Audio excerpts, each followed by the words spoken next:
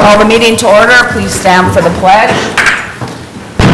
I pledge allegiance to the flag of the United States of America and to the republic for which it stands, one nation, under God, indivisible, with liberty and justice for all.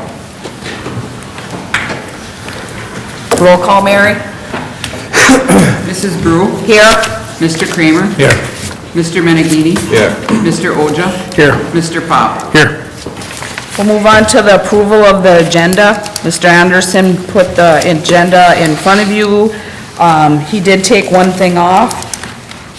Do you want to explain why you took it off, or? Yeah, we had that cable truck boom, but Rick has been working with the company, and it looks like they're going to come clean on the equipment material side of that, so probably going to be half, but he wanted to get a confirmed price for that rather than put it out there like this. So we could have that at the next meeting if he gets that answer back. Thank you. Any other questions on the agenda, or I would need a motion? Make a motion, we approve the agenda. Support? Mr. Kramer. Yes. Mr. Meneghini. Yes. Mr. Oja. Yes. Mr. Pop. Yes. Mrs. Brew. Yes. Move on to the approval of the minutes of the regular meeting of October 21st, 2019. Is there any questions or corrections? If not, do I have a motion? I'll make a motion, we approve the minutes of the regular meeting of October 21st, 2019. Support? Mr. Meneghini. Yes. Mr. Oja. Yes. Mr. Pop. Yes. Mrs. Brew. Yes. Mr. Kramer. Yes. Approval of manifest 2019-22. Scott, do you I have? have nothing for tonight. Brett? I have none. The only thing, I have a little comment here that we paid into the MERS employee retirement system, $93,150 this month. That's all. Jeremy? Nothing. Do I have a motion? I'll make a motion, we approve manifest 2019-22 in the amount of $337,936.21. Support? Mr. Oja. Yes. Mr. Pop. Yes. Mrs. Brew. Yes. Mr. Kramer. Yes. Mr. Meneghini. Yes. Anyone wishing to address the council on an agenda item only shall do so now at the podium. We have nobody. We'll move on to appointments and presentations. Appointment Central Landfill Authority, Mr. Anderson. Yeah, this is some housekeeping. The city of Norway, along with cities of Iron Mountain, Kingsford, and Brighton Township, formed the Central Landfill Authority. It's an authority that was formed to manage the old landfill, and we basically meet once a year to review. There's an engineering report that is filed, and we review the property and its conditions. And so in the past, the council has approved the city manager as their representative on the landfill authority. To the best of your knowledge, Ray, have they ever had a council person on this, or has it always been you? Since I've been here, it's always been me. Just curious. Any other questions? Is there a motion? I'll make a motion that Ray Anderson be appointed as the city's representative to the Central Landfill Authority for a 2-year term as specified in the authority bylaws. Support? Mr. Pop. Yes. Mrs. Brew. Yes. Mr. Kramer. Yes. Mr. Meneghini. Yes. Mr. Oja. Yes. Presentation, fiscal year 2018-19 City of Norway Audit and Management Letter. Welcome, Mr. Kenny. Thank you very much, appreciate that. I have again prepared a slideshow, much as I've done in years gone by, to take and hopefully take this book and boil it down to at least what I feel is important within there, and to highlight some of the good things that have happened, and also to, as well, to highlight some of the things that may be of concern. So we'll head right into the slideshow. The page number references actually are tied to the page numbers right within the book itself. So if you wanted to actually go and look at the documents, you could certainly do so. My audit opinion is found on page 4, actually 4, 5, and 6. It is again unmodified. An unmodified opinion is the highest level of opinion that we as CPAs can render on a set of financial statements. It says that the books are kept in accordance with generally accepted accounting principles and that I audited them in accordance with governmental auditing standards. Over the past several years, if a municipality spends $750,000 or more, then you're required to have what's referred to as a single audit. And there's additional audit procedures that are required within a single audit, looking specifically at the federal programs, be they grant or be they loan. This is the first year in a number of years that you have not been subject to a single audit. So the audit opinion, if you went and looked at this year's and compared it to last year's, it will look a little bit different than last year. If you look at your audit report, the book, there's a section actually called single audit reports, which you won't find. It's not an omission, it's just not required this year. The management discussion and analysis, that is prepared by management of the city and is just kind of a look back at mostly a look back at the financial statements, contain a summary, which I'm going to be going through the financial statements anyway, but those are always an interesting read. Starts on page 7, goes to page, I think, 11 or 12 within the financials. Looking at the specific funds, starting with the general fund, your revenues, which is the first bar here on the left side, the green bar, you had 200, and I'm rounding numbers, $2,850,000 in revenues. Excuse me. You have expenses, which is the next, looks kind of black, brown, whatever. Expenses, $2,655,000. You had some transfers out and also the borrowing that was done for the golf course improvements, and the net of those was a payout of $143,000. So you actually had a net gain within the fund itself, the general fund. You can see just slightly, that's $54,000 for the year. You won't find this comparative information actually on page 19. You won't find it anywhere in the book, but it's information that I feel is important for any governing board to look at because it shows a trend over time on how you're doing. The general fund being your primary operating fund. So you can see that it had gone up from $596,000 to $672,000 to $789,000 and then fell off to $421,000. And this year recovered back to $475,000, which is the bar furthest on the right. The $475,000 represents 62 days of expenditures within your fund balance. Like to see that number actually a little bit higher. It's reasonable, it's nothing to be overly concerned about, but generally I'm looking for about a 90-day number within that category, unless there are some special projects that are being planned for. The major street fund, also found on page 19. These are referred to as major funds within the government auditing standards, which means they're highlighted separately as opposed to the non-major funds, which are done in an aggregated form. So you can see the trend within that fund goes up nicely, left to right, which is what we would all like to see. 50,000 to 90,000, 227,000 to 264 to 276,000. Well, that's a handsome number when you look at what your total expenditures are. If you chose to do that, that would pave about a quarter of a mile of road. So it's not like you have an abundance of money within there. You certainly have enough money to continue to operate. That part's not an issue.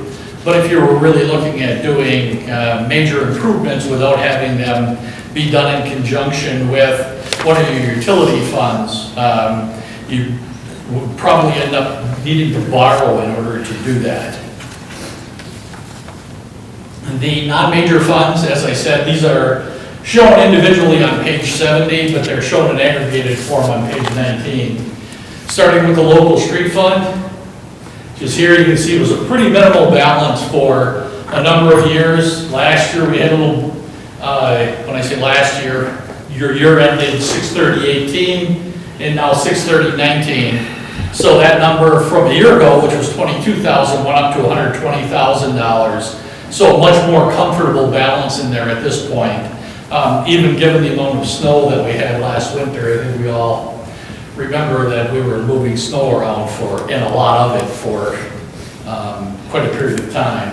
Your DDA, you can see that that number is relatively stagnant. You've used the DDA for doing several financing and improvements within your downtown district, which has really been really beneficial for the city. The fire fund, you can see that also has been relatively flat. It dropped a little bit this year, about $5,000 from $28,000 to $23,000. The museum fund, you can see that number has gone up just slightly, but it went from $58,000 to $59,000 during the current year. Certainly a comfortable number for them. I don't know exactly what they've got in mind as far as improvements, but they've done a pretty good job of doing fundraising and those kinds of things. So hats off to the folks at the museum. Debt service, you can see there is no line there. And the way that a debt service funds works is you bring the payments into the fund and it all gets paid out of the fund. So the intent of that fund is indeed to have a zero balance in it. It's there strictly to take in whatever the payments are that need to be made and then to actually make those. And we're making those payments and doing that timely. I'm going to cover debt here on an overall basis in just a little bit later in the presentation. Capital project, skipped one, sorry. You can see that had gone up. And this is typical in a capital projects fund. You see wild fluctuations in fund balance because you accumulate money in there, and then in the years that you do a project, you spend the money, which is typically a lot more than just the current year's revenue. You may have saved for 2 or 3 years, built up a bit of a fund balance, which as you can see happened back in the 16 year, and then we've been doing some spending within that fund. Most recently, the Strawberry Lake Improvement Project. Moving along, the utility funds, which are found, found on page 21. This is unrestricted net position, not total net position. And what I've done here is attempt to show the money that you have to pay the ongoing day-to-day bills. It does not include the system kind of costs that are out there. So you have a TV system out there that may be worth several $1 million, but the electric system, same kind of thing. This is just your day-to-day operating number, which is the unrestricted net position. So you can see that number was relatively flat, dropped off in 17, made a little recovery in 18, and then in 19, you can see that that number grew fairly dramatically, going from $10,000 up to $144,000. That again is driven by your number of subscribers. So as your subscriber base here has gone up in the internet area, has gone up slightly in the telephone area, but much to my surprise, quite honestly, it stayed fairly level in the TV area, which are all contained within this fund, which is a good thing. And I know that had some conversations with Mary in particular, just regarding the costs of various channels and whatnot. And that's always a balancing game to try and get through all of those. The electric utility, you can see that in the scale here is different. So fairly substantial numbers, $2,500,000 from a year ago. It did fall off a little bit this year. We've been doing, as you folks know, quite a bit of work on the runner project, so that number did drop this year. not anything to be concerned about. That continues to be a champion fund here at the city. You continue to spend money in there, and you continue to show nice growth within that fund as well. The water fund, you can see for going back, we had some troubles in here, as you folks know. We had conversations with rural development regarding our borrowings and our ability to continue to pay. We've made some rate adjustments, done what we can on the expenditure side, have now completed the water project, which was a major undertaking over the past couple of years, and so you can see that our fund, or our retained earning, unrestricted retained earnings actually went from $19,000 up to $120,000 in the current year. This is the unrestricted portion of the sewer fund, and I'm going to talk a little bit more about this. This slide for me is a bit deceiving, and I'll talk a little bit more about it after, but you can see we were in some trouble. We had pretty much concluded the project at the end of the fiscal year.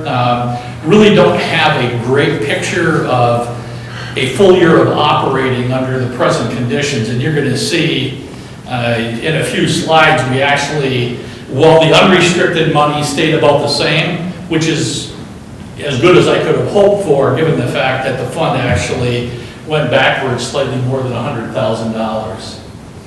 Summary,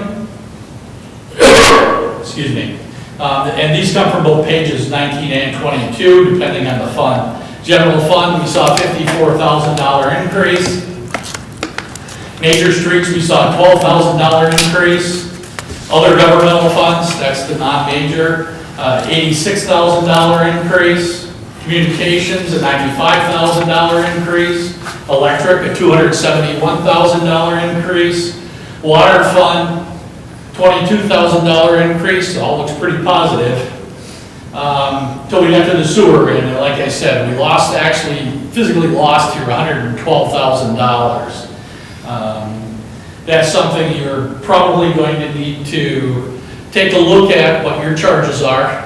Take a look at what you can do operating cost-wise within that fund, because as time goes on, you're going to, I think, if everything stayed the same, we're going to continue to see some pretty substantial negative numbers within that fund. The underfunding on your pension plan, and Mr. Mangini talked slightly about our contributions, and if you really want to take a look at a page in the book, page 65 is pretty important. It shows that the investment returns were actually a loss for the year. If you look at the fact that you've got, round numbers, $8 million of assets in there, you actually lost money. They lost money. MERS lost money last year, which is not just for you. I mean, this is statewide. Don't feel as though you're the only one, but I continue to be befuddled by the fact that they cannot find investment managers that are going to make you guys money. You know, here's the problem with them losing money, not just the fact that they lost money. Now you guys, you're backwards $1 million from where you should be. If they would have achieved, they expected to make 8%. Okay? If they would have made 8%, that number, you'd have an extra $1 million net in your fund. Your underfunded situation would be $1 million different. That's really substantial. And in addition to that, because of the way they do measurement of assets, they're saying that you've got $9.1 million of assets in the fund at the end of the year, when in actuality you had $8.3 million. That's what they call a 5-year smoothing. They take a performance out over a 5-year period. And I understand smoothing, understand why they do it. But in situations like you got, now not only are you underfunded, we went backwards by $1 million, the reality is we went actually backwards by substantially more than that. And we're putting more money into it. That's correct. Well, the only, if they don't perform, they MERS, don't perform, there's only one place for the funding to come from, and that's the taxpayers. Right. And the employees are putting more into it too. Yes, yep, that's correct. So the additional shortage, as I just stated, was $800,000, and that is not included. On OPEB, which is other post-employment benefits, retiree health insurance, if you will, we're actually making progress there. So you can see that we went backwards, and this is as MERS measures it, our underfunding increased, which is a negative, by $1.2 million this year. And in addition, or besides that, our OPEB underfunding actually went down, which is a good thing. We want the underfunding to decrease. That's the general concept here.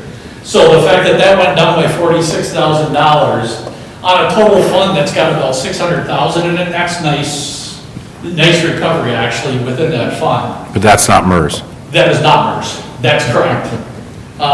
And amazingly enough, that little fund out there that's set aside actually made money. They didn't lose money. They're separate. Physically, they're separate. Scott, can I ask a couple questions? Certainly. I just since we're here. So this is an argument, and I'll couch my words carefully here because you know how I've argued in this case with MERS directly.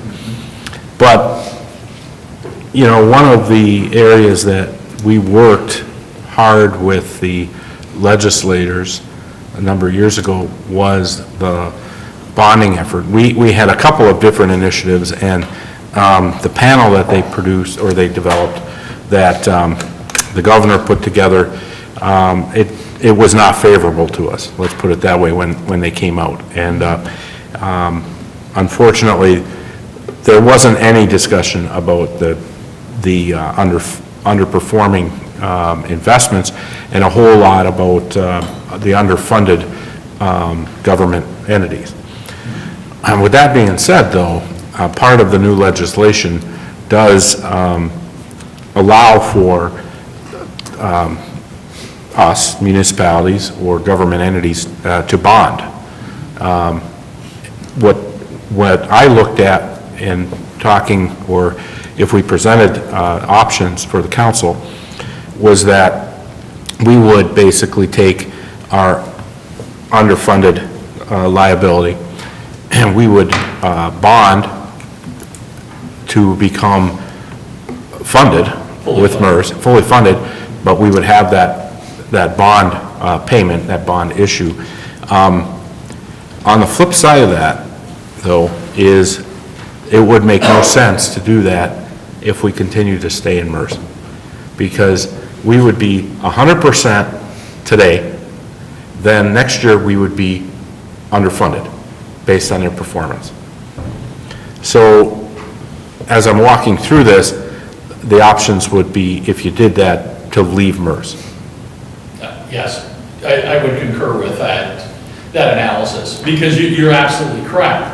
As I stated just a few minutes ago, the problem that you got is, if to be fully funded, according to what they would be asking you to put in, would be round numbers $12 million. The problem is that that's using their version of what assets are, not what the actual market value of the assets are that you had in the plan. So they're using 9.1 million instead of 8.3 million. So as of the point in time that you would think that you were fully funded, you're actually short $800,000 to start. So even if we took that out and funded it, and the additional $800,000 using the market value of the assets, you're absolutely correct. MERS, for the past 2 years, to their credit, actually did outperform. That's the only time in the past 15 years or thereabouts that they have actually made or exceeded their 8% assumption. And when you have the amount of money that you have in the MERS plan, because your piece is $8 million, will take all of the counties and cities, shouldn't say all of them, generally all of them, across the state, you're talking in the billions of dollars that they have for doing investing, and frankly, they do a very good job of it. But do they have incentive to? Because if they miss it, well, the municipalities just have to make it up. So they don't seem to have incentive to actually try to do it properly. Do they have incentive? I would say they have a fiduciary responsibility to do it properly. Is that occurring? Do they have a monetary responsibility to do that? No, they really don't. And is there a financial hammer, or is there a financial carrot hung out there for them? Not in my view, that they're out there, they're making certain economic assumptions, and I understand their assumptions, and the only thing we can guarantee is they'll be wrong. But to perform at a negative number for a year with the amount of assets they got is, to me, is unconscionable. And the market that we're in. Pardon me? And the market that we're in. Yeah, absolutely. So- Well, it has recovered some since last year. I'm not saying that they're continuing to lose money. But you look at that 15-year period you mentioned, and you and I have had many conversations Absolutely. about this. But, the frustrating part is, until recently, they used that 8%. So in December, they run the actuarial for us. They say, okay, this is your underfunded liability, and so here's your percentage, and here's how much you have to put in, and they're using an 8% return. At that point, they were. The last couple of years, they've dropped it to 7.75, and what is it this year? I think is it 7.35? Actually, I don't think that's gone through. If they had talked about changing it, I have not seen. But it's at least down to 7.75 or 7.5. Yes. But if they're still not coming in above 6.5, or 6 or 6.5, so argument that I was making is, for 15 years, every year you tell us that to put in X amount of dollars, they're using whatever number they use, and they short it, we're going backwards, That's correct. regardless. And then you say, well, their response is, well, you need to estimate how much we're going to lose, underperform, and you should put that in extra. But how many people would provide more money to their stockbroker if they were underperforming Exactly. and say, oh, here's more money for you to underperform on? I mean, I guess you could take stock dollar cost averaging, and say I'll buy it at a cheaper rate, but it doesn't work in this case. No. So it's really a frustrating exercise for us. Not only that, for 20 years, we've been negotiating I've been negotiating contracts, and over those contracts, whether every 3 or 4 years, I mean, there has been, we have the employees have, we cut that back Yes. onto their benefits on the pension side. I mean, it is a bare-boned program from what they used to have 25 years ago. Absolutely. So we have done our part, in those negotiations, and I guess I just want to get that out there. Yeah, that absolutely. It's like it's out of our control when it comes to that Yes. investment return. Yeah, and I would concur wholeheartedly with what the manager is saying, in that there have been changes within the contract. We used to have a much more lucrative retirement benefit. The folks that were here at the time that it changed didn't lose that benefit, but any new hires that have come into the plan are coming in at a much lesser benefit than what the older, more senior members of city employment has. So, clearly that shows, and with that goes cost savings. And I would say that this city has certainly taken those steps that it needs to in order to still provide a good benefit for the employees, but also to help control costs for the taxpayers.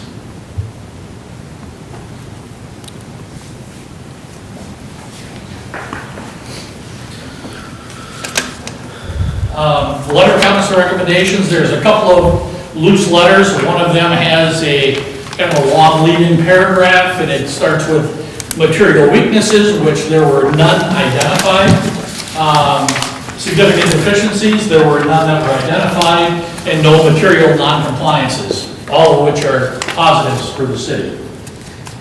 The one matter that I did want to highlight, the fire department conducted a raffle as part of their fundraising efforts during the past year, and they did that as part of the city. They did that without the consent of the council or management. They obtained a raffle license in the city's name and ID number, and they authorized an expenditure, which was they paid the highest selling person a bonus for selling the most tickets. It wasn't big, $100, but it was still not approved by the city.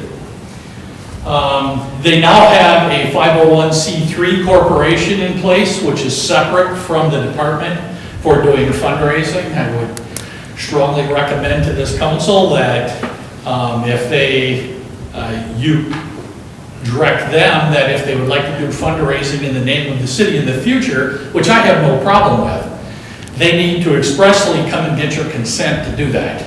Expressly means they need to come and ask, and you need to give it to them in writing.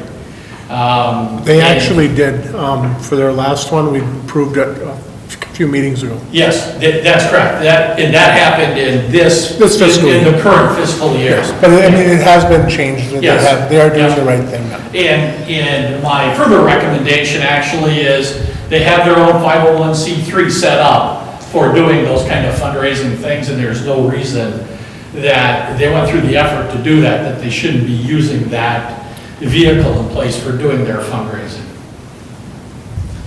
Oh, I'm gonna back up. Okay, and attached to your handout, and I got a slide here, there's a debt schedule, and I know that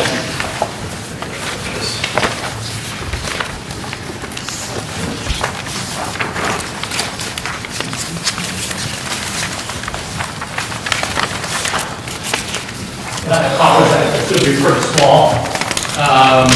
For the rest of you, this is the last page that's attached to the slides that I had handed out. And this is a summary. I put together a schedule actually a number of years ago for this, and I know that the city has had some ongoing conversation regarding debt, and I wanted to give my thoughts on presently where you're at and kind of what my thoughts are for those, and at least what I see within your thought process, I guess, as I read what's gone on. First of all, you do have a number of debts out here. That part, the number of loans or bonds that you have out there is not of concern to me, quite honestly. You have taken the position, you, the council, have taken the position as you've incurred this debt, that you want the folks that are benefiting from the services that are being bonded to pay for those services. And I think, frankly, I think that's a really good way of doing it.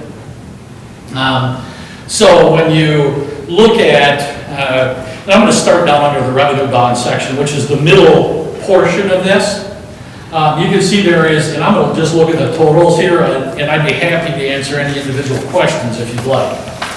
The total revenue bond debt at the beginning of the year was $2,800,000. At the end of the year, there was, as we concluded the water bond and the sewer bond programs, we did not, we borrowed another $500,000, we paid off $700,000, so at the end of the year, we've got $20,581,000 of outstanding revenue bond debt.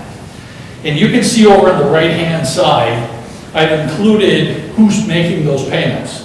So you can see with TV, internet, et cetera, it's the communication fund, the electric, water, sewer, depending on who's benefiting from the borrowings that happened, and we did projects with those dollars. One thing I would like to say is that even when the state of Michigan measures bonded debt, and there are statutory limits that are placed on bonded debt on all municipalities within the state, revenue bonds are ignored because they are paid for by the revenues of the given entity. So, Not the taxpayers. not the taxpayers. That's it. It's a user-paid system. So to say they're paid for or added to the taxpayers would be felonious. That's correct. Yep, that is correct. Looking up at the top section of that, these are general obligation or specific voted villages.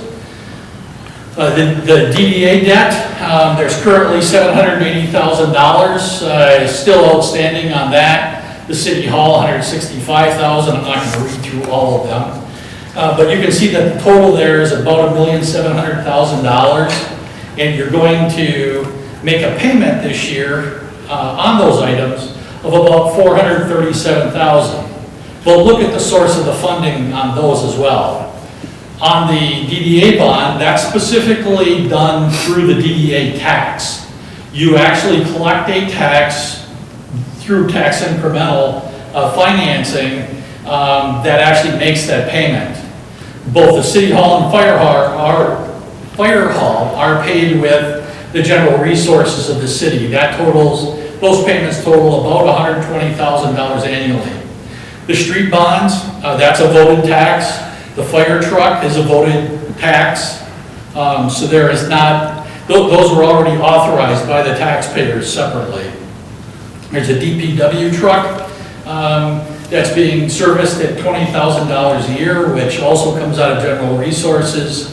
And the final item was the improvements that were done at the golf course. The city borrowed not quite $100,000, and that debt isn't being serviced at all by the city. It's your obligation, but the golf commission is actually making the payments on that. So that's again a user-paid bond, but because of the formation of it, it's included in with the general.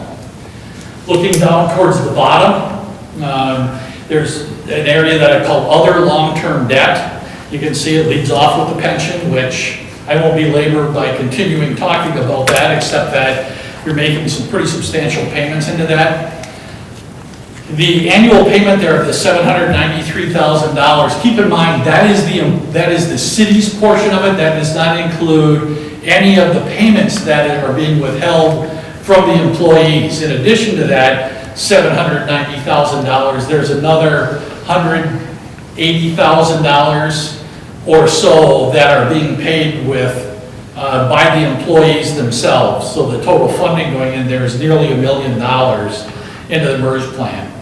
And you can see the funding for the post-retirement health care benefits as well there. That's currently at the total debt is at about $600,000, and we will put away about $94,000 for that. So the long and short of this is we do have debt totaling $35,500,000.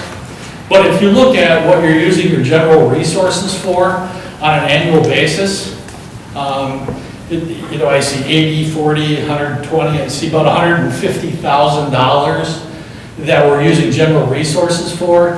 Everything else is either being paid on a user-paid system or is a specific voted millage outside of the pension and the OPEB liabilities. Those are being paid also for by the city, but we've done, as I stated, we've done what we can from our perspective to try and control that. I would agree with Manager Anderson that to bond that is a real risk. When I say that, I'm thinking about the pension plan. Because when you look at the total debt there, over $13 million is benefit debt. Not uncommon, but doesn't make it any easier of a pill to swallow. So I think my professional opinion on this is that you have yourself in a pretty good position. You've paid down on this debt. I've audited this city now for 20 plus years, and I've seen obligations come and go. As I updated the schedule from 2014 to put together for this presentation, there were several lines on here I'm thinking of some land contracts at the Spring Valley. Those were had where we had acquired some land. They've since been extinguished, and some other debts as well. So it's not that we don't have those. They continue to come and go, and we know that, and I would certainly encourage you to continue to take good care of your electric fund, because that is so critical to the operation of the city. And we've done that. We have that debt out there, but it's all revenue bonds. So of the 35 million, how much of that was attributed to tax? Taxpayer, general fund, type taxpayer funding? In the non-benefit area, we are looking at around $600,000 of the 35 million in total debt. The annual debt service on that's about 140 million. I mean, 140,000, I'm sorry. Again, like my previous question on the utilities, if 20 million goes to the utility, I mean, to be honest, you have to say, if you're going to say the taxpayers, it's that 600,000. That's correct. That's what the taxpayer piece, that's exactly right. You could add, you could make an argument that the pension and the OPEB liability needs to be added to that. But you have to break out, you would have to break out the utilities that where the employees are working, because then the utility funds are paying for that portion. That's correct, and those are shared with each of the funds within the city, absolutely. Right. So it shows as a general grouping, because we don't have a specific breakdown for that based on the information that we've been provided. The city does do an allocation and pay for a portion of those costs through the utility funds during the year. And those dollars would then come from the users of those systems. And the ones all at the top, the city hall, the fire hall, improvement bonds, the truck, fire truck, all these were voted on by the citizens. The city hall and the fire hall were not. Okay. The other items, and the DPW truck was not. The other items were either voted on specifically, or in the case of the Gulf Commission, the agreement, you have an agreement that counteracts that, where they're actually making the debt service payments on that obligation. As I look through this list, I made some notes. The total list, it includes some of the revenue bond obligations, but we're looking at two of the obligations that are going to be finalized next year, the City Hall and the street improvement bonds. The following year after that, 21-22, we're looking at two more. We're looking at the fire truck and electric, there's the installment loan that we had, and that was for energy efficiency. Correct. And then the year after that, we have another electric bond, the CREB bond, and the year after that, 23-24, one of the sewer notes. So, I mean, there's, over the next 4 years, we do extinguish, some of those obligations. Yes, that's correct. And your debt service, obviously, associated with those then disappears. And, the streetscape was also, or the DDA refunding bond. That's 23-24 as well. Right. So that would be in that fourth year. So I just thought that for the council's consumption, I wanted to put that together, because I know there's been conversation about that, and I just wanted to clarify that the funding source isn't all just coming out of your tax dollars or your state share revenues. They're coming from users, and they're coming from other places as well. So as you mentioned right in the beginning of your presentation,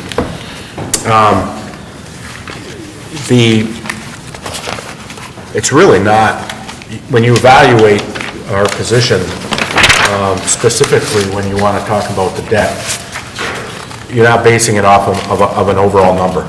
That's correct. It's where is that located? That's correct. That's absolutely critical to look at that, because if you had all general obligation bonds as opposed to revenue bonds. You know, I mean, that's a completely different debt picture than where the city lies. Which is why the state provides a cap. I mean, we can't go over a certain cap on That's general correct. obligation. That's correct. Yeah, so,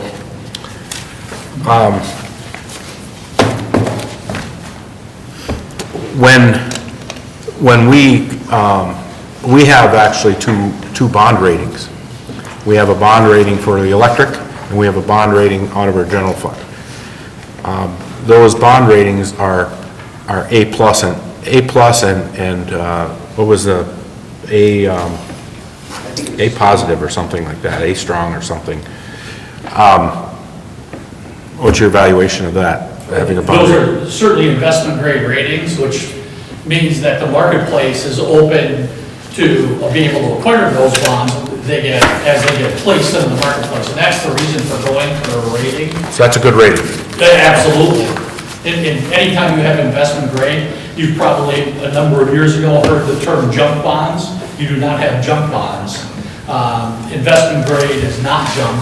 And that means that, and what that does is it opens up financial markets to you to acquire that debt that aren't allowed to invest in junk bonds or lower rated bonds than what you have.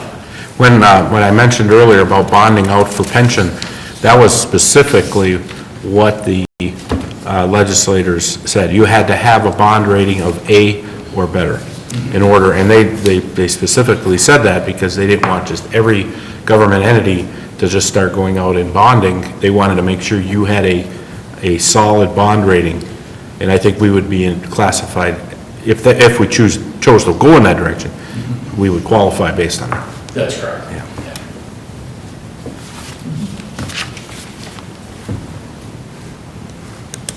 Okay, that concludes my presentation. Unless you have some questions for me, I'd be happy to try and handle those, and I have I a, know I'm going to get at least one question. I have a question for you. Okay, go ahead. On page 82, under the electric utility fund, under non-operating gains and losses, there was a transfer to other funds of $9,177. I could not find where that was transferred to.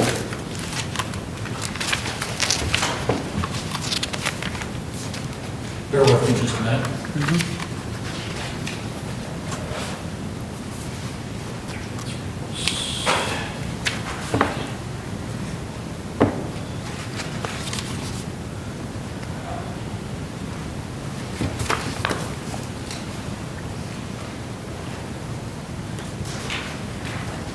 All of the transfers are listed in the notes. I just need to find Okay. the proper page here.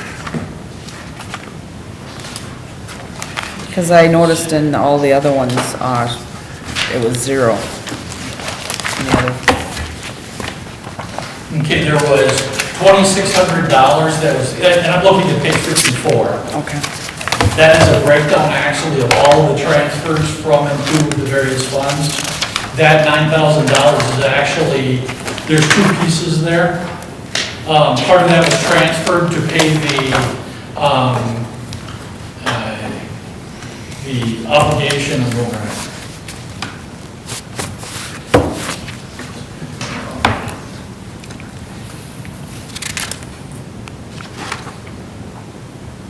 the piece in the communications fund, there was a transfer that was made there, and a piece for the electric fund, which total up that $9,100. There's $2,600 and $6,500 there. So was there another transfer of $6,577 to communications from the electric fund this year? Yes, there was. Yeah, and that's why I couldn't find it, because they were two Yeah, it was- separate. And I was like, I cannot find this number anywhere. Yeah, it was combined the two pieces. Candy, what that was for was when they did the work out on WPA Road, the electric fund was doing that. The cable needed to get their stuff updated and off the poles, so the electric fund paid for the materials. Because the only reason the cable fund was gonna have to spend the money was because of the electric doing the project out there, doing the upgrades. So the electric fund basically just paid for the materials that the cable fund needed to move along with them on that project. Okay, thank you. Scott, over the years, you've seen the electric fund make transfers for various projects, non-electric related. What's your analysis and opinion, I guess, of that activity? Well, that has, I mean, that's always been your champion, if you will, the place where you have fairly substantial profits, you're earning money within that.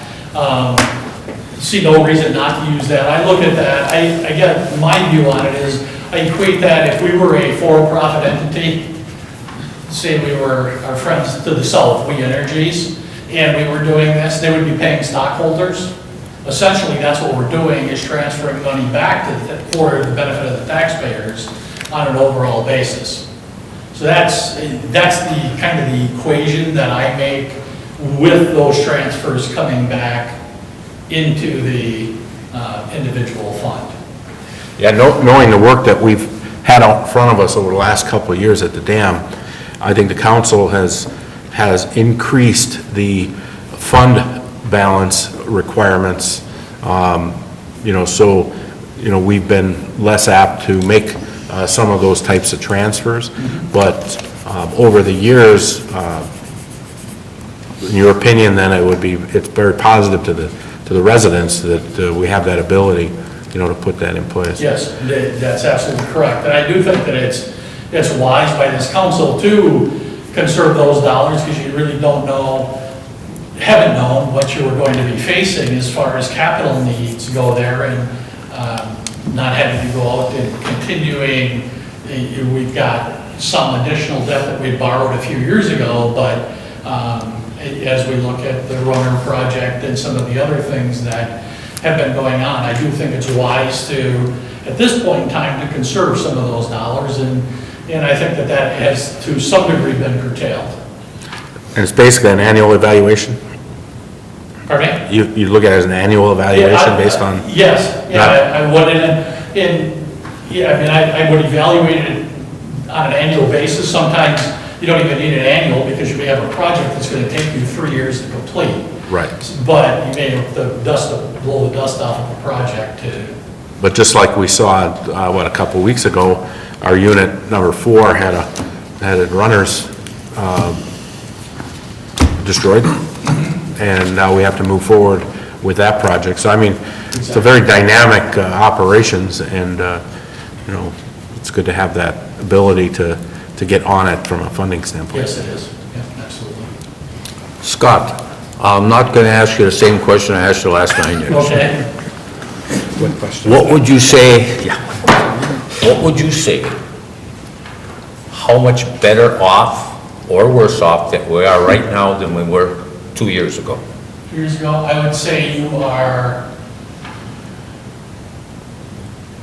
better. I'm trying to, you get an adjective that would define how much better, because better is somewhere between $1 and 10 million. I understand Yeah, or that. could you give a percentage? Possibly like a 1% or 20% better than we were? Yeah, I would, and I really didn't calculate out the specific numbers, but looking at the one slide that I had shown, where, with the exception of the sewer fund, every one of those numbers was positive. Rarely do I see that in any entity.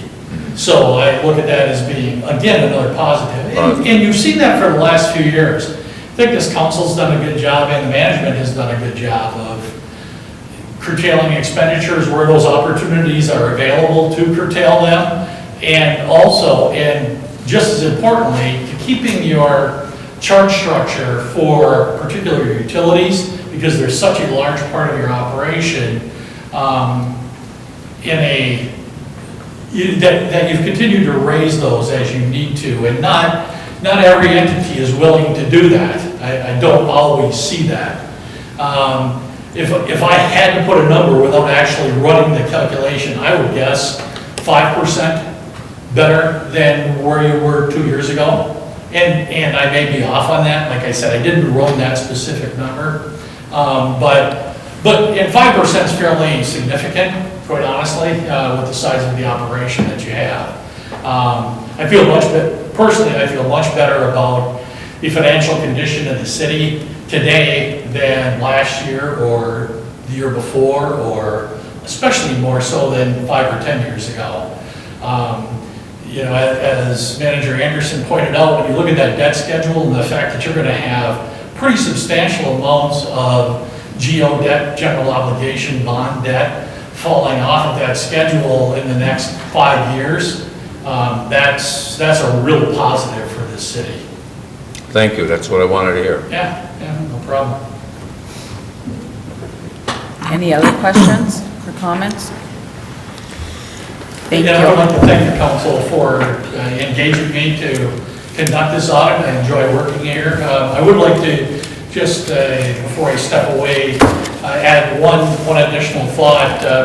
Like I said, I've audited here for probably 20 years. I made far fewer audit adjustments this year than what I have in the past. Real pleased with the condition of the financial records. It's a credit to Mary and the other office staff. The goal is to get to zero. That was where we started at. I did make a few recommended adjustments, but that's what they were, is very few and substantially less than, say, where we were 10 years ago. So I just wanted the council to be aware of that and to hear that directly from me. So hats off to Mary and the other office staff. Thank you very much, appreciate it. Thanks, Scott. Move on to communications. Resolution 2019-23. Fiscal year 2018-19 City of Norway Audit and Management Letter. Do I have a motion on this resolution? I'll make a motion, we approve resolution 2019-23. Support. Mr. Oja? Yes. Mr. Pop? Yes. Mrs. Brew? Yes. Mr. Kramer? Yes. Mr. Minnicky? Yes. Move on to approval communication department retransmission agreement. Mr. Anderson. Well, talking communications fund, we're actually talking video. Retransmission is the city's legal right under contract to retransmit a video signal to our customers. So you have the station or a channel. Stations are typically like TV6 or TV3, WJMN. Other stations might also include, like TNN and our other types of non-network type of stations. But we have to have what they call retransmission agreements in order to take those signals and then provide them to our customers. So most of our retransmission agreements are handled through the NCTC, the National Cable Television Co-op. And but when it comes to our networks, our local networks, NBC, ABC, CBS, Fox, and CW, we have actually 4 different companies that we deal with to have the right to show those stations. Now, this particular request is for Lake Superior Broadcasting, which is, they handle ABC and CW, the CW network. That's 10 and 5. The other 3 companies are Great Television Group, Nexstar Broadcasting, and Sinclair. They will be due next year. So this particular request is for a retransmission agreement with Lake Superior Broadcasting Channel. As I laid out, and I really spent some time to try and lay out details in this agreement.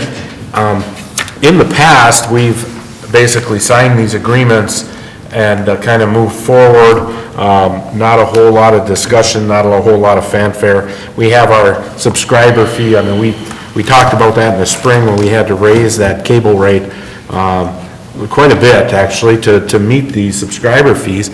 And at that point, I think it was very prudent in the council to say, look, we got to start letting our customers know we are basically passing along the subscriber fee in our rate and not adding any of the other costs that we could, but we just are wanting to recover that subscriber fee and to know how much that really is.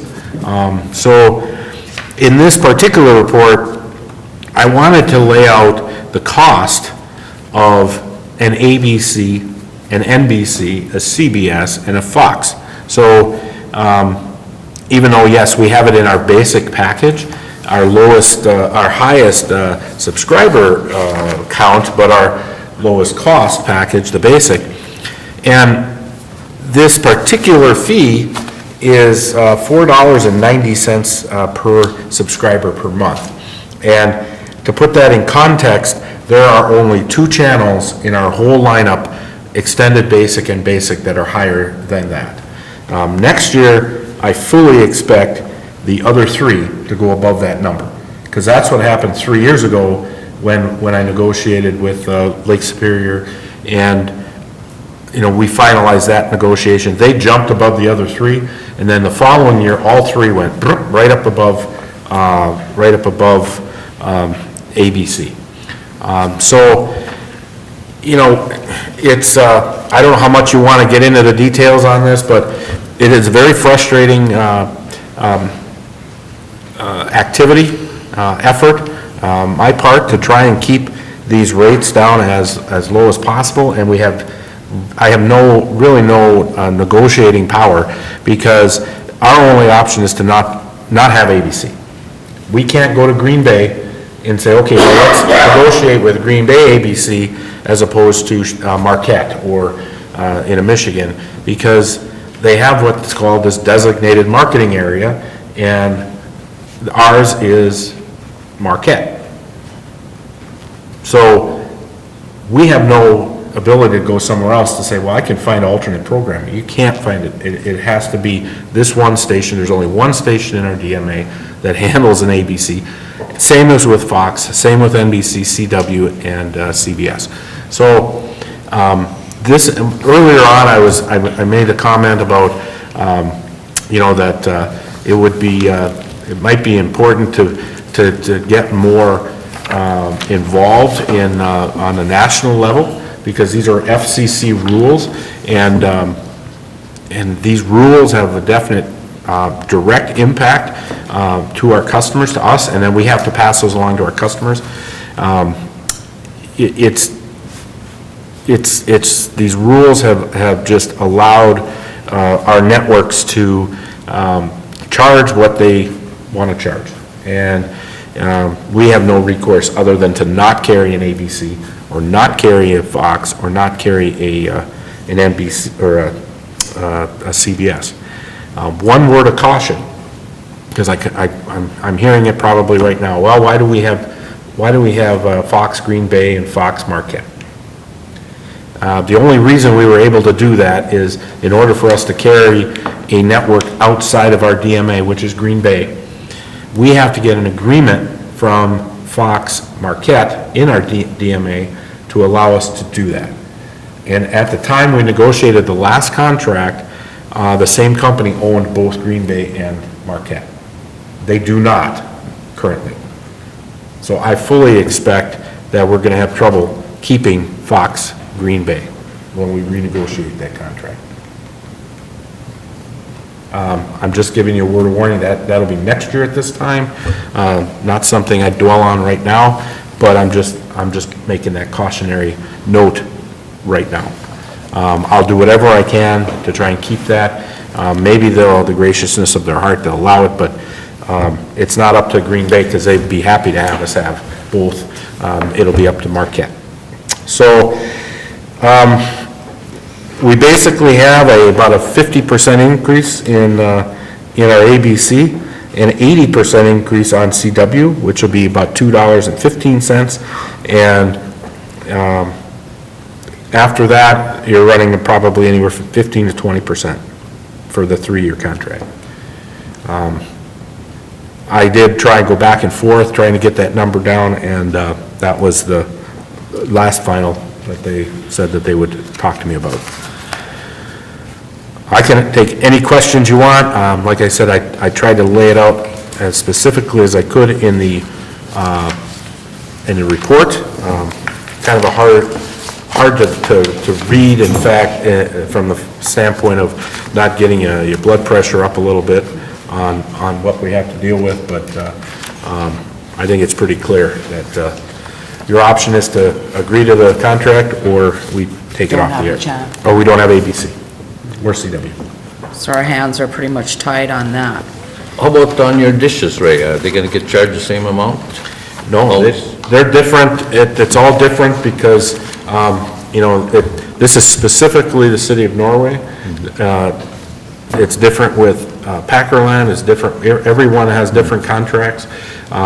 You know, your Charters or your Comcast, you know, they'll have a larger numbers that they can deal with, but they're still regulated. If you have a dish in Marquette, or you have a dish in Green Bay, there's still some of that, those DMA requirements. You know, same with the Charters, the Comcast, you know, they still have some of those rules. They just have more subscribers. More that they can- subscribers, yeah. That's why the NCTC is so important to us, is that, so that with the other stations, we can use that buying power, so to speak. I know I had heard a few comments when we decided not to go with the few channels, and some people made comments, well, where's our savings? Well, we figured this was going to happen, so there wasn't a savings, and we're hoping for this year that we can hold steady on the cable charges unless there's some other surprises. So I just want people to understand that, and as Ray mentioned, this whole cable thing is pretty much out of our hands. We gotta pay what they want, or we don't get the channels, and these are major channels that I'm sure most people out there want to watch. It's awful increases. What would you say is the driving force behind that, Ray, besides the fact that they can just do it? I don't know their operating How can costs. they go up almost 50%? I mean, I have an opinion on If that. they can, you know. I think. Because they can. I think because they can, and I think a lot of it is, people are mainstreaming now, and they're losing more cable customers, so for the people that they have, we're paying more for it. I think though too that, if you could probably go out and you could probably find, you know, some type of surveys, like a Nielsen rating, where, you know, yes, we have our favorite cable-type stations, I'll call them cable, you know, your ESPNs, or other sports, or a movie channel or something. A lot of streaming that goes on now with that kind of thing. But there are still a tremendous amount of, there's a tremendous amount of popularity for The Voice and The Masked Singer, and, you know, all of these types of network shows that are just, they're hugely popular. And you can Name a stream couple them more now. channels I don't watch. And you Yeah. can stream them now. You might not get them right away, but you can stream them Yeah. the next day on Hulu. And the networks are taking advantage of that. They're also adding, I mean, if you know, you have our cable, so you'll have Grit TV along with it, 6163. You know, we have, I'm gonna fumble around here a little bit, but I believe there's a similar channel to TV Land that's on one of them. Help me out, I don't know if we know Yeah, it actually. couldn't tell TV, it's like Antenna, I think it's Antenna, which is like 11 point something. Oh, there's a 11.2, 11.3. We're carrying some of that along with it, but if we lose it, we lose that too. You know, so, and I think they're hugely popular. You know, when we actually, I mean, we can't really control the performance of some of those stations, because we get them off air from Marquette or Escanaba, and you know, we'll hear it. I mean, if they're having tiling, what was one of them? One of the employees today said that he has a dish, And he was just making comment that we should put a sign, a note on our TV, because like on his all weekend, it said, please don't call the station, we know the problem exists and we're working on it. Because they were tiling all weekend, and he's the dish, so, we understand we have some of those issues. It's just that it's kind of out of our control, and dealing with it. But we hear about it, right? I mean, we get the calls. A lot of more network calls than any others, so. I thought it was important to publicly, state this so that at least people will hear that we have, these types of cost increases, 50% substantial, 80% on CW, so I think it just absorbs any of the costs that we've saved from taking the Viacom, and it's getting absorbed into these increases, which we said was going to happen within the next couple of months. I mean, January is when we're going to get the increases for all of the NCTC and all the other stations. And so I looked at the numbers. I think that we're going to be right back to about, where we can hold the line on those costs throughout, which we said we were going to do for 2020. I think we're okay with doing that. I think we're going to be there, so. Any other questions? If not, is there a motion? I'll make a motion that the retransmission agreement be approved. Support. Mr. Pop? Yes. Mrs. Brew? Yes. Mr. Kramer? Yes. Mr. Menghini? Yes. Mr. Oja? Yes. Move on to Water Department Security Gate. Okay, there's been some discussion back and forth concerning activities that are going on down by the well site, both at our property line and prior to getting to our property line. There's a long stretch of road that is unsecure and unmonitored. Last year, we actually had an accident, or vandalism is really what it is. Somebody ran into the fire hydrant that's located down at the well site. We've had gate problems running into the fencing. And so there's been some discussion about placing a security gate farther up the road to keep it away from that well site area. Found out that through those discussions that the Norway Township has also had issues along the road, which is in the township, but they've also had issues, and they were willing to split the cost on the security gate. So we have a cost for the city of $4,375. Township's willing to pay the other half of that, and so I look for council to approve moving forward in getting that gate installed. I did give you an aerial which shows the location where we're talking about having that installed. It will be just south of the railroad tracks. So that... Is that our land then? That's actually going to be on the Norway Township land. So it'll keep people from getting all the way down where they're out of sight, out of mind, and getting to our site. We've also, in our wellhead protection plan, have various notes that we need to secure the area out farther to protect the actual well site perimeter. Is there any questions, comments? Well, it's a shame that we have to do this, but seeing as the township's going to go half, it'll be beneficial to both. Do I have a motion? I'll make a motion the cost share agreement with Norway Township be approved to install a security gate at the well site for a price not to exceed $4,375. Support. Mrs. Brew? Yes. Mr. Kramer? Yes. Mr. Menghini? Yes. Mr. Oja? Yes. Mr. Pop? Yes. Anyone wishing to address the council on any item of interest shall do so now at the podium.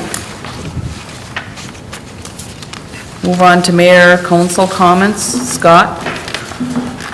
Ray, do you know if has the golf course contacted you at all about dumping leaves at the compost site?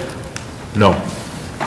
So has there been any kind of, anybody contacting you? Because there was 2 weeks ago before we started picking up for the city, the guys going out, I brought some, my compost out there, And there was a pile out there that there was no way that it was done from residential.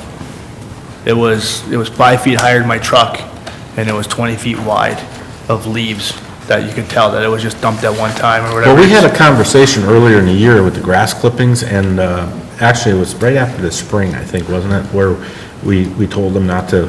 Yeah, they had brought some brush in. Yeah, Somebody brush. dead. And I'd be hard pressed to think that they would come in, because that was pretty clear that they were to find their own spot, Yeah. so. You know, I I'd have told to- Brett before, I said, it was the last Sunday, nice Sunday that we had, a couple weeks ago before the city started picking up. And you could see when people bring their leaves, they got the small little piles here and there, but this was 8 feet tall. I mean, it was, I brought out 3 loads this past weekend in my trailer, 4x8 trailer. There were some pretty big trailers that were out there at the same time, residential. And some pretty big chunks of wood too. I took pictures of most of them. yeah. I didn't see anybody with It's the getting wood, bad. It's getting real bad, the abusive out there. I mean, you got some that's like this, it's just, Well, and the other part that was frustrating was, I had the 3 loads during the course of the day. By the time I got to the 3rd load at around 3 or 4 o'clock, they were dumping in the middle of the road. Well, that's when I went out there 2 weeks ago, there was a pile of brush right in the middle of the road. So you- And I was watching, they just dumped it right in the middle of the road instead of like trying to bring it back and get it off. So, I talked to David this morning, and by 10:30, someone was out there, I think it was, Paul was out there with the loader, or maybe he was checking. Moving the stuff around. And they pushed it all back, but they were frustrated because they said they had it all pushed back on Thursday afternoon. Yeah. And before the weekend, and within a day or two, it was like that. So Right it's back to this. it's really getting hit hard right now, and wish people would try and get it, As far to the side as they far to the side. Brush, the same thing. Sometimes you can hardly, it's like they just start right in the middle of the road and just throw it there, so. Okay, and the other thing I got is, if they're not gonna see it, but get out and vote tomorrow. Some interesting things on there, I'd like to express my thanks to the board that we have now. I'm hoping that it continues. It was a great job for the last 2 years. That's all. Brett? I have none. Lee? I got a few items here. Ray, have we had any movement at all on the electric car charging station? We haven't. We haven't, okay. We haven't. We're waiting on the state of Michigan. They're talking about an educational component to come out, and then they're actually looking at some financing, or not financing, grant funding availability. So we're really encouraged about how Michigan is finally starting to look at it. Okay, and winter's here now, snowplows are gonna be out pretty quick, and everybody just drive safely. I know it's like that first storm, you gotta take driver training all over again, you're just not accustomed to it. And again, this will be over by the time the voting is held, but I've always said to anybody that's come to me and asked me a question or anything, I said, if you didn't vote, you have no say. And I'd like to mention, it was a very good report that we got under your, what do you call that good extra report that you gave us, Ray, where the mine inspector report, I think you did a very good job on it. And we do have some issues there, but we will be working on them. And now the last thing I got here, next Monday is November 11th. It marks the 100th anniversary of Veterans Day. Originally known as Armistice Day, this special day was first observed in 1919 to mark the 1-year anniversary of the end of World War I. This Veteran Day, which is next Monday, please join us in thanking all of those who have served our country as a member of the U.S. Armed Forces. Their personal sacrifices have helped secure the freedoms we hold so dear. And to the younger generations, World War I was referred to as the war to end all wars. That was wishful thinking. That's all I have. Jeremy? I also would like to thank Mr. Kenny again. I'd like to thank everybody for the last couple years here.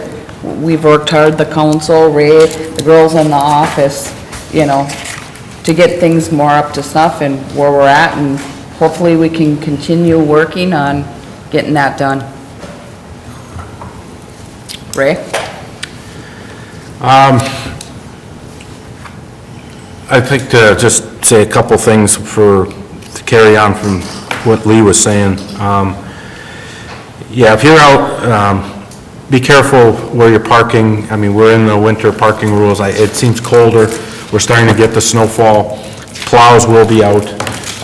We have to have, you gotta give the space to the plow drivers. If you got basketball hoops, get them off the right of way. Get them out of the way. These plow trucks need room. Get your cars off the street. So allow our plow drivers to do their job. And to be honest with you, it's my opinion, and I get people that come up, residents that come up and thank us for the plowing that we do in Norway. So I think, I hear good positive feedback that the guys do a great job keeping our streets clean, and so they need the space in order to do that. Appreciate the comment about the mine inspector report. That's a hard one. We try to address those, but we've got the priorities with the staff and limited staff that we have, and so and also I do appreciate the support we've gotten over the last couple of years, and I thank the council for that. So. Grant? None, thanks. Trish, Mary? I have one more comment, I'm sorry to come back to it too. Going back on the financials too, if you want to know where our debt is, you can always come in, and we have this in City Hall, and you guys are welcome to come in, and then you will know exactly where the debt is and where it isn't. So if anybody wants to come in and look at this, the girls will be free to share it with you. Also, the last slide that Scott had that wouldn't show up very well on the TV, if anybody out there wants a copy of that, they can stop in and get that too. Okay, thank you. Do I have a motion to adjourn? I make a motion to adjourn. I hope that's not your last one. Who seconded that? I'll support. Mr. Kramer? Yes. Mr. Menegini? Yes. Mr. Oja? Yes. Mr. Pop? Yes. Mrs. Brew? Yes. Meeting adjourned.